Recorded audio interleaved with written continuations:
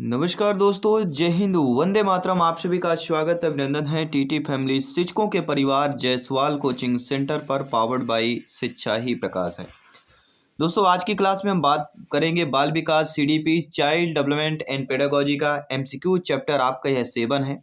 इसके पहले 6 MCQs complete कर चुके हैं, जिसका आई बटन पे यहाँ पे ऑलरेडी लिंक दे दिया गया है। प्रत्येक एमसीक्यूज, प्रत्येक क्लास, प्रत्येक प्रैक्टिस सेट, प्रत्येक मॉडल फ्री ऑफ कॉस्ट है, क्योंकि राष्ट्र हित में टीटी फैमिली है, शिक्षकों का परिवार है, आपका अपना अवर फैमिली है। तो चलिए देर न करते हुए शुरुआत करते हैं इस क्लास की। इस एमसीक्यूज में भी हम टॉप 20 क्वेश्चंस करेंगे। 20 में से आप लोगों का फीडबैक क्या है, आप लोगों की स्कोर क्या है, नीचे कमेंट बॉक्स में अवश्य शेयर करना है अपना अपना कमेंट। आपका फीडबैक सर्वोपरि है, सर्वमान है। जायसवाल सर अभिनंदन, स्वागत करते हैं। आप सभी के माता पिता को नमस्कार करते हैं, आप सभी शिक्षक बंधुओं को नमन करते हैं, क्योंकि शिक्षा ही प्रकाश है। चलिए, पहला प्रश्न आप लोगों की स्क्रीन पर आ चुका है। सभी लोग सोच समझकर प्रश्न का फीडबैक अवश्य कीजिएगा। साथियों, उपनयन संस्कार किस शिक्षा काल में किया जाता था? वैदिक काल में, बौद्ध काल में, मुगल काल में, या इनमें से कोई नहीं? आप सभी लोग जानते हैं उपनयन संस्कार किस शिक्षा काल में किया जाता था। वह शिक्षा काल आपका वैदिक काल। पहला ऑप्शन यहाँ पर सही हो जाएगा। इसी के साथ ही आपका दूसरा प्रश्न है कि मनोसामाजिक सिद्धांत निम्नलिखित में से किस पर बल देता है? जो मनोसामाजिक सिद्धांत होता है वह किस पर बल देता है? क्रिया प्रसूत अनुबंधन पर, उद्दीपन व प्रतिक्रिया पर, लिंगी व प्रसुप्ति स्तर पर, या उद्यम के मुकाबले में हीनता स्तर पर बल देता है? तो मनोसामाजिक सिद्धांत निम्नलिखित में से किस पर बल देता है? तो उद्यम के मुकाबले में हीनता स्तर पर जो है सर्वाधिक बल देता है। तीसरा प्रश्न आप लोगों के स्क्रीन पर है। निम्नलिखित में से किसके अतिरिक्त सभी वातावरणीय कारक विकास को आकार देते हैं? पौष्टिक की गुणवत्ता, संस्कृति की बात करते हैं, शिक्षा की गुणात्मकता की बात करते हैं, शारीरिक गठन की बात करते हैं। सभी कमेंट कीजिएगा प्यारे प्यारे भाइयों की, प्यारी प्यारी बहनें, गृहिणी जिनका सपना है सीटेट एग्जाम को फतेह करना, साथ ही साथ अदर स्टेट टीट एग्जाम को फतेह करना। जायसवाल सर आप सभी का अभिनंदन करते हैं। साथियों, सिलेक्शन यहाँ पे 101% सर्वोपरि है, क्योंकि तैयारी आपकी लाजवाब, आपके सिलेबस के अकॉर्डिंग एक कदम आगे चलकर करते हैं, क्योंकि एग्जाम में मॉडरेट क्वेश्चन अब ज़्यादा पूछे जा रहे हैं। उन्हीं क्वेश्चनों को यहाँ पे कंबाइन किया जाता है, उन्हीं टॉपिक पे प्रश्न आपके एमसीक्यूज किया जाता है। देखिए, कथन रिलेटेड भी हम करेंगे, जो बुद्ध से संबंधित आपको पता है प्रश्न पूछे जाते हैं। बुद्ध के महत्वपूर्ण टॉप 30 क्वेश्चनों की आपकी वीडियो मिल जाएगी, इन स्क्रीन पर आपको दे दिया जाएगा। तो बुद्ध से चैप्टर, जो महत्वपूर्ण चैप्टर है, उन चैप्टर को जैसे जैसे एग्जाम नजदीक आता जाएगा, चैप्टर को क्या है, जो इंपॉर्टेंट चैप्टर उनको फिर से एक बार रिवाइंड करेंगे, रिवीजन करेंगे, उन इंपॉर्टेंट क्वेश्चन को जरूर रिवाइंड करेंगे। आई होप आप सभी लोगों ने इस प्रश्न का उत्तर दे दिया है कि किसके अतिरिक्त सभी वातावरणीय कारक विकास को आकार देते हैं? तो पौष्टिक की गुणवत्ता, संस्कृति और शिक्षा की गुणात्मकता, ये तीनों जो हैं, ये सभी वातावरणीय कारक के विकास को आकार देते हैं, लेकिन शारीरिक गठन जो होता है यह वातावरणीय विकास या वातावरणीय कारक विकास को आकार नहीं देता। According two questions, D option यहाँ पर सही हो जाएगा। इसी के साथ ही आपका फोर्थ प्रश्न आप लोगों के स्क्रीन पर बहुत ही बेहतरीन प्रश्न है। इस प्रश्न को साथियों हम वीवीआईपी कैटेगरी पर रखते हैं, वेरी भी इंपॉर्टेंट प्रश्न बन जाता है सिलेक्शन के। जैसे प्रश्न क्या पूछा गया है कि बालक जमीन पर से अपने पसंद की वस्तु उठा लेता है, आपके अनुसार उस बालक की आयु क्या होगी? ये होते हैं मॉडरेट क्वेश्चंस। तो बालक जमीन से अपने पसंद की वस्तु उठाता है, अब ये बताना है बालक अपनी पसंद से वस्तु उठा सकता है, यानी किस आयु पर बच्चा जो है अपनी पसंद को चुनने लगता है।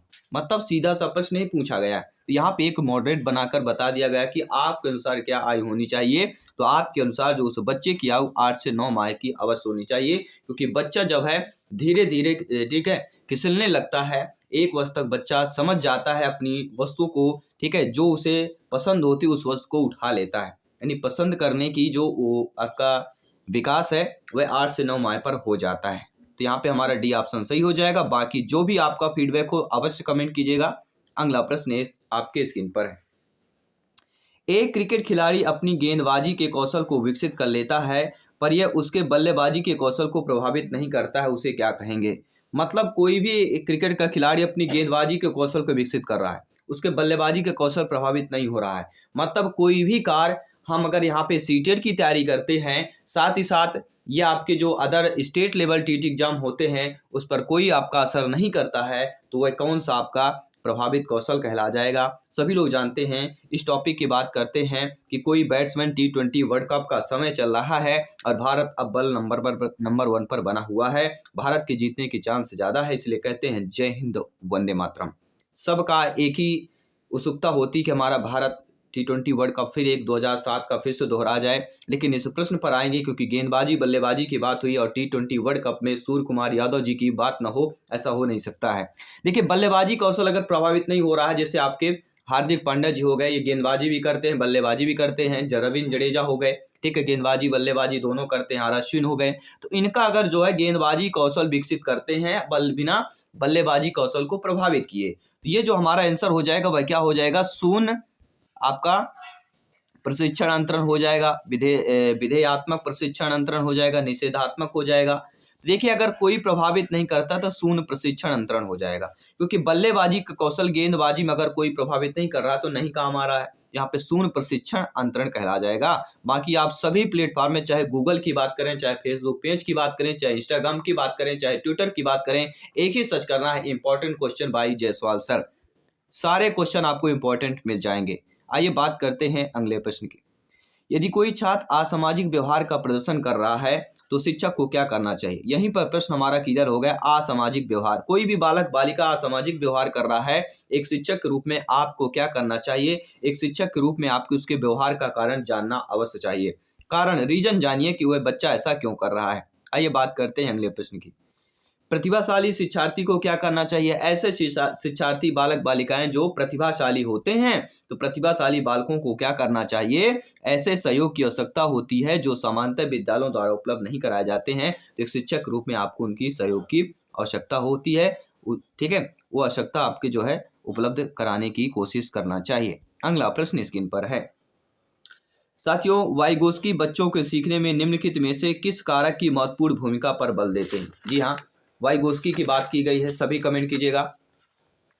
देखिए साथियों, वाइगोस्की, देखिए वाइगोस्की का संबंध समाज से जुड़ा हुआ है, ये जान लीजिएगा। सामाजिक शब्द आता है और वाइगोस्की का नाम आता है तो ये कर लेना है।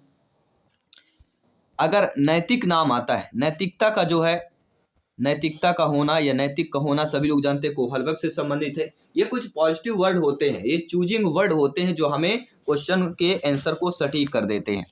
तो वाइगोस्की बच्चों के सीखने निम्नलिखित में से किस कारक की महत्वपूर्ण भूमिका पर बल देते हैं? वह सामाजिक कारक, और जो नैतिक होते हैं, नैतिक की बात करते हैं तो कोहलबर्ग का नाम आता है। ये इंपॉर्टेंट आपके पॉइंट्स, इनको याद कर लेना है, अपने रिमाइंड के सेव कर लेना, अपनी मेमोरी के इंटरनल मेमोरी पर सेव करना है, ताकि जब तक आपका मेमोरी रहेगा, दिमाग रहेगा, इस जीवन में जीवन रहेगा, ये प्रश्न का उत्तर आपको अवश्य याद रहेगा। अगले प्रश्न की बात करते हैं कि आपकी कक्षा में कुछ छात्र अति मेधावी हैं, मेधावी के बाद भी अति मेधावी हैं, जैसे प्रतिभाशाली होते हैं, 140 से अधिक IQ लेवल वाले, 120 से 140 प्रखर बुद्धि वाले होते हैं, तीव्र बुद्धि वाले जो समान से थोड़ा ज़्यादा होते हैं, 111 से 120 जिनकी बुद्धि IQ लेवल होता है। उसी प्रकार अगर आपकी कक्षा में मान लीजिए आपकी नियुक्त होती, आप लोग अध्यापक अध्यापिका बनते हैं, जब कक्षा में पढ़ाने जाते हैं तो आपकी कक्षा में कुछ छात्र ऐसे हैं जो अति मेधावी हैं, तो आप उन्हें किस तरह पढ़ाएंगे? तो आप उन्हें समृद्धिकरण कार्यक्रमों के द्वारा पढ़ाएंगे। सी वाला ऑप्शन सही हो जाएगा। इसी के साथ ही अगला प्रश्न है, व्यक्ति एवं बुद्धि में वंशानुक्रम की भूमिका क्या होती है? तो व्यक्ति और बुद्धि में जो वंशानुक्रम की भूमिका होती है वह नाम मात्र की भूमिका होती है। यह CTET में आया हुआ प्रश्न है, रिपीटेड प्रश्न है। अगला प्रश्न है, संवेगों अर्थात इमोशंस की उत्पत्ति होती है। देखिए, जो इमोशंस होते हैं, हमारे और आपके सभी के इमोशंस होते हैं, सभी के इमोशंस चेंज होते रहते हैं, तो यही संवेग होते हैं जो, ठीक है, मूल प्रवृत्तियां बताई गई हैं। मैकडूगल के द्वारा 14 मूल प्रवृत्तियां बताई गई हैं। मूल प्रवृत्ति की बात करते हैं, गत्यात्मक क्रियाओं की बात करते हैं, पोषण की बात करते हैं, या इनमें से कोई नहीं। देखिए, संवेगों या इमोशंस की उत्पत्ति को हम मूल प्रवृत्ति कहते हैं। पहला ऑप्शन हमारा सही हो जाएगा। आइए बात करते हैं अगले प्रश्न की। अगला प्रश्न, विकास से किसकी ओर बढ़ता है? देखिए, जो विकास होता है, विकास और वृद्धि, ये बहुत ही इंपॉर्टेंट चैप्टर है। देखिए, वृद्धि क्या होता है, हो सकता है शैशवावस्था में ज़्यादा होता है वृद्धि, शारीरिक वृद्धि की बात करते हैं, धीरे धीरे फिर जैसे जैसे अवस्था जाती है वृद्धि रुकती जाती है, लेकिन विकास जीवन पर्यंत पर चलता है। और विकास और वृद्धि में अंतर अवश्य आता है। दोनों को कंफ्यूज करने का एक प्रश्न अवश्य दिया जाएगा और दोनों का जिक्र होगा ताकि आप लोग कंफ्यूज हो जाएं। पर आपको कंफ्यूज नहीं होना है क्योंकि आप लोग तैयारी जी जान मेहनत से कर रहे हैं, समझ कर रहे हैं और वो तैयारी कर रहे हैं जो आपके दिमाग के इंटरनल मेमोरी पर एक एक क्वेश्चन, एक एक टॉपिक, एक एक शब्द सेव हो जाएगा। तो विकास किसकी ओर बढ़ता है? तो विकास साथियों सामान्य से विशिष्ट की ओर बढ़ता है, ये आपको ध्यान देना है। आइए बात करते हैं अगले प्रश्न की। अगला प्रश्न है, उच्च प्राथमिक विद्यालय की गणित की अध्यापिका के रूप में आप विश्वास करती हैं, आप एक अध्यापिका हैं, आप एक शिक्षिका हैं, आप एक टीचर्स हैं कि आपकी प्राइमरी लेवल की स्कूल में जो है गणित की अध्यापिका हैं। तो आप एक गणित की अध्यापिका के रूप में आप विश्वास करती हैं। आप क्या विश्वास करती हैं? आप क्या विश्वास करती हैं? सभी लोग कमेंट करके बताइए। आप विश्वास करती हैं कि विद्यार्थियों की गलतियां उनके चिंतन में अंतर्दृष्टियां उपलब्ध कराती हैं। जी हाँ, जो विद्यार्थियों की गलतियां करते हैं, जो बालक बालिकाएं गलतियां करते हैं, उनके जो चिंतन मनन में अंतर्दृष्टियां जो है उपलब्ध करा देती है। आइए बात करते हैं अगले प्रश्न की। बहुत ही इंपॉर्टेंट प्रश्न है, ध्यान दीजिएगा। बाल अध्ययन के पिता किसे कहा जाता है? स्टेनले हॉल को, प्रियर को, शियन को या वाटसन को कहा जाता है? सभी लोग जानते हैं वाटसन को व्यवहारवाद का जनक माना जाता है, लेकिन स्टेनले हॉल को बाल अध्ययन के पिता माना जाता है, बाल अध्ययन के जनक माने जाते हैं। फादर्स ऑफ क्या बात करेंगे? चाइल्ड स्टडी की बात करते हैं। स्टेनले हॉल नोट कर लेना है। बाल और हॉल ये दोनों को मिला के चलना है। आइए बात करते हैं अगले प्रश्न की। अगला प्रश्न है, कक्षा नायक द्वारा प्रयुक्त मूल्यांकन का प्रकार अन्वेषण के समय सीखने के विकास में किया जाता है, क्या कहलाता है? नैदानिक मूल्यांकन कहलाता है, फॉर्मेटिव मूल्यांकन कहलाता है, प्लेसमेंट मूल्यांकन कहलाता है या संकलित मूल्यांकन कहलाता है? देखिए, कक्षा नायक द्वारा प्रयुक्त मूल्यांकन का प्रकार जो अन्वेषण के समय सीखने को विकास में किया जाता है उसे कोई फॉर्मेटिव मूल्यांकन कहा जाता है। बी ऑप्शन यहाँ पर सही हो जाएगा। कहते हैं ना, फॉर्मेलिटी कर लीजिए, बाकी सारा तो सब कोई जानता है। अगला प्रश्न स्क्रीन पर है। साथियों, विकास शुरू होता है। विकास बाल्यावस्था से शुरू होता है, प्रसव पूर्ण अवस्था से शुरू होता है, शैशवावस्था से शुरू होता है या पूर्व बाल्यावस्था से शुरू होता है? सभी कमेंट कीजिएगा। मेरे प्रत्येक शेरनी, मेरे प्रत्येक भाई बहन गृहिणी जिनका सपना है आउट ऑफ 150 में से 125 प्लस का स्कोर करना, और यहाँ पे कमेंट पे लिख देना है hashtag I can do it 125 plus score. सभी कमेंट कीजिए। देखिए, विकास जो शुरू होता है वह प्रसव पूर्ण अवस्था से ही शुरू हो जाता है। बी ऑप्शन सही हो जाएगा। आइए बात करते हैं अगले प्रश्न की, बेहतरीन प्रश्न की। साथियों, कोहलबर्ग के अनुसार सही और गलत के बारे में निर्णय लेने में शामिल जो चिंतन प्रक्रिया है उसको क्या कहा जाता है? क्या उसको सहयोग की नैतिकता, नैतिक तर्कणा, नैतिक यथार्थवाद या नैतिक दुविधा कहा जाता है?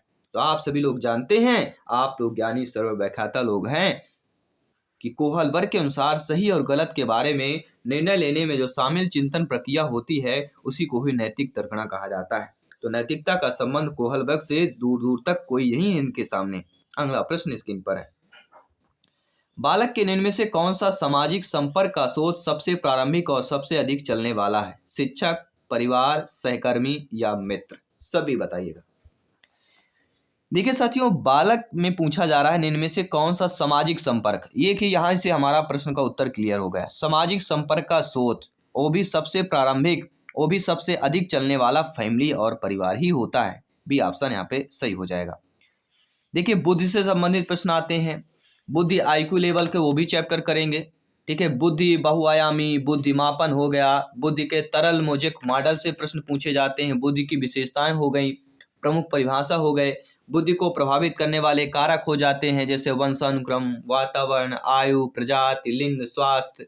और बुद्धि 3 प्रकार की होती है।